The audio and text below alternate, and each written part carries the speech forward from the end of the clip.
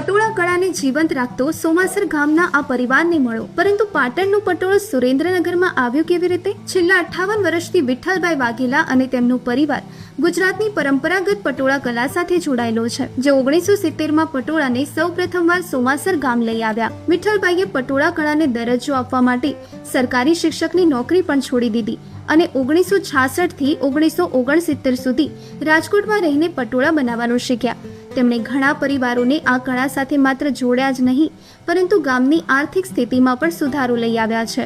આજે ગામના 60 થી 70 પરિવારો આ માત્ર કળા પર નિર્ભર છે. ગામના લોકો ભણતર સાથે સાથે કલાનું પણ મહત્વ શીખે તે માટે તેઓ પ્રયત્ન કરી રહ્યા છે. પિતાના આ પ્રયાસોથી પ્રેરિત થઈને તેમના બંને દીકરાઓએ પણ સરકારી નોકરી છોડી દઈ આ પરંપરાગત કલાને અપનાવી દીધી. આ કલાકારો પરંપરા તોડીને અત્યંત આધુનિક ડિઝાઇનના પટોળા બનાવે છે. પટોળા બનાવવા માટે કાચું મટીરીયલ બેંગ્લોરથી અને રેશમના તાર સુરતથી મંગાવવામાં આવે છે. આ કારીગરો હાથ વડે જ વણાટ કરી પટોળા પર છાબડી ભાત, માણેક ચોક, નારી કુંજર, ચંદા ભાત, નવરત્ન, ચંદા, પાન ભાત કલાત્મક ડિઝાઇન આપી આકર્ષક અને મન હરી લે તેવા પટોળા સાડી, દુપટ્ટા, ચણિયાચોળી તૈયાર કરે છે. ઠેર ઠેર યોજાતા વર્કશોપ કરીને પરંપરાગત કલાનું મહત્વ લોકો સુધી પહોંચાડે છે. આ કલા પ્રત્યેક કલાકારની મહેનત અને સૂઝબૂછને દર્શાવે છે.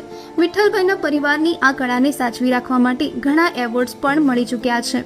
આ પરિવારના સમર્પણને લીધે આજે માત્ર સોમાસર ગામ જ નહીં, પણ પૂરા ગુજરાતને તેમના પર ગર્વ છે. તમને વિઠ્ઠલભાઈનો આ પ્રયાસ કેવો લાગ્યો? અમને કમેન્ટમાં જરૂર જણાવો.